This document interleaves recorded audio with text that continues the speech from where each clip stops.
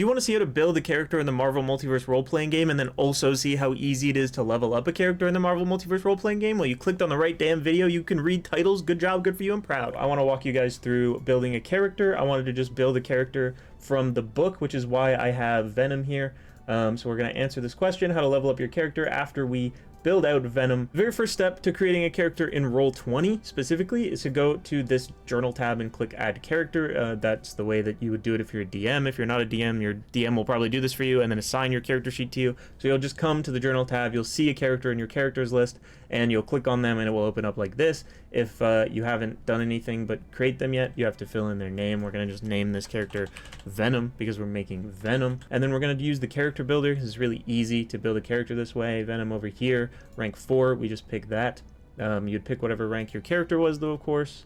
Here we can allocate the points. We can see that Venom has like 6 melee and 5 agility and 3 resilience and 2 vigilance and 4 ego, and is really dumb apparently. That kind of surprises me as a journalist, no? Why does that mean 0 intelligence? I don't know. Origin? Up here? What does that say? Symbiote. The character is bonded with one of the Clintar. Very cool. Environmental protection, Mighty 1, if you want. That's pretty neat. And then it shows you some examples. Venom is one of them. I wonder what this Enthea trait is. We'll have to read it. But that's cool. We've selected the symbiote origin, so we just move on now. Select my occupation. What does it say over there? Journalist? That makes sense. Every freaking superhero is a journalist, I swear. It's the most oversaturated market in all of superhero occupations. I don't get it. Traits. Okay, I need to kind of zoom in on the character sheet over here. I feel like I can't read these individual traits and tags and stuff. I should have just have it open in my lap also. Why don't I just... Okay, I have the book literally right here. I don't know what I'm doing trying to read it off the screenshot for. That was mostly for you guys. I'll just open it in my lap. Next up is audience. We just select that. We need bloodthirsty. He just wants to kill bitches.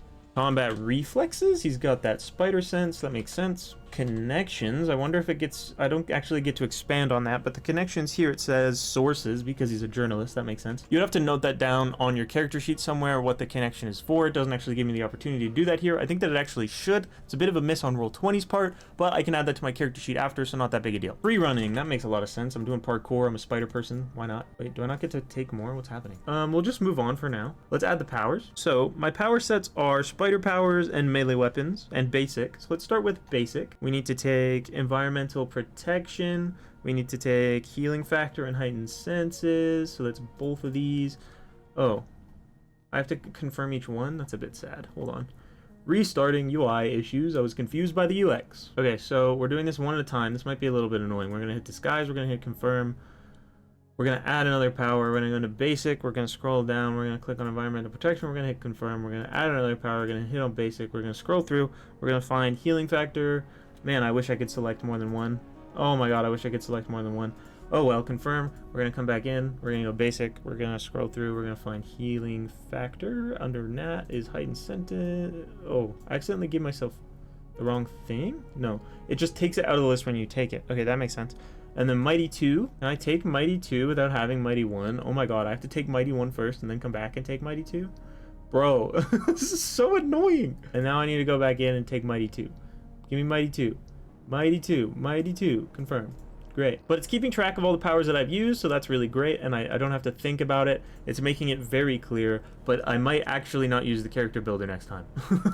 This is a bit tedious. I'm not gonna lie. Okay, next up is spider powers. This is gonna take me a minute, so we're probably gonna zoom through, enjoy the time lapse while I add all the powers. Jump 1. Boom. Spider dodge. Boom. Spider strike. Bro doesn't have spider sense? Bro doesn't have spider sense in this list. Come on. Does Venom have spider sense in the comics? Can somebody confirm or deny? Because I feel like I'm going crazy that he doesn't have spider sense. Like, he should have that power, right? I'm not crazy. Anyway, wall crawling, web casting. I wish I had a search bar too, not gonna lie. That'd be way better. Web gliding. Boom. Is that web wings? I guess I could read it. Hold on, let's read it. I can't read it anymore. Now that I've taken it, I can't read it. I had to read it when I was looking at it. I've lost the chance. Okay, we'll have to read it after. Oh god. Web slinging and web trapping I need. On to melee weapons. Vicious attacks. Whirling frenzy. And that's it. That's all the powers. You can see we've used up the point bank. We nailed it. This is the full list if you're curious. Moving on. We've now got the code name. That's easy. That's Venom. Not Vencom and Eddie Brock over here. And then character history, I would write in all my characters' lore. I'm not going to do that because obviously, and we'll just add the list of tags that we see. I'm just going to look down at them and then add them. One of them is black market access because apparently journalists are villains, always, except for when they're Superman. He's also poor. Eddie Brock is just poor. That's what this says. I don't make the rules. Public identity. Everybody knows he's a piece of shit that eats humans, I guess. And streetwise, that makes sense. He's poor, raised in the street. Those things go together. He's a street rat, and he's also Venom, and that's all very cool. All right, moving on. Personality, I'm not going to fill that out. Flaws, I'm not going to fill that out. But if you are doing a character that is your own, and you don't know these things off the top of your head, you should at least write something so that you have some kind of guide to help you roleplay. Do what makes you happy. Appearance, I can copy this over from the book, right? Do I have that in here? Real name, Edward Charles Allen Eddie Brock. Who knew? I'm not adding all that. Height 6'3". Wait, 260. Is that as Venom? That must be, right? There's no way he's just 260. What size is he? Is he big? Does he get big status? Oh, size average. Damn it. Gender male. Pronouns he, him. Loved seeing this section, by the way. Eyes green? Absolutely. Right? I just made that up. I didn't even look. He has blue eyes. Why did I? I'm so confident, too. He has blonde hair, though, for sure. Absolutely, I don't even need to look. Yeah, okay. That's not how you spell blonde, though. Distinguishing features.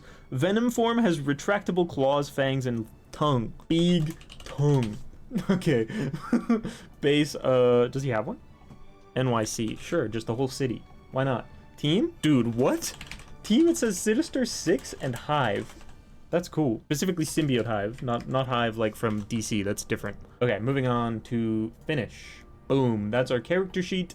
Now, you see we have our damage rolls here, we have our non-combat rolls here, we have our ability scores here, everything is filled out, we have all of our possible powers. What was the one that I was curious of what it did? Was it web grabbing, web gliding? Is this web wings?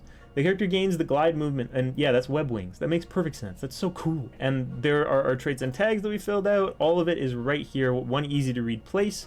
This is the roleplay stuff we filled out. Very cool. Shows me what my symbiote origin does. Let's see what the origin trait that we got did. What is that? I don't even remember. It was this one. It was anathema. The character suffers direct harm when exposed to a particular substance. They cannot voluntarily enter the same space with it. If they are touched by it, they instantly suffer the damage of a rank 3 attack. It does not tell me what the substance here is, so I should mark that on my character sheet as well as my connection, like we mentioned earlier. So let's make sure we don't forget to do that. Whoops, I put it in the chat. But yeah, Roll20 lets you put anything from your character sheet directly in the chat like that, so if that's something that you're interested in, maybe keep that in mind. Let's go into the notes section. Let's go, I don't know, miscellaneous notes. We can put connections. I'll bring this over here so that my head's not really on the way. My connection is journalist sources. My other thing is anathema, which is extreme heat / extreme sonic. Which is sound, like like Venom when in the movie the Tobey Maguire Spider-Man, he hits all the poles and then it makes the big and then it kills him. That's why that's there.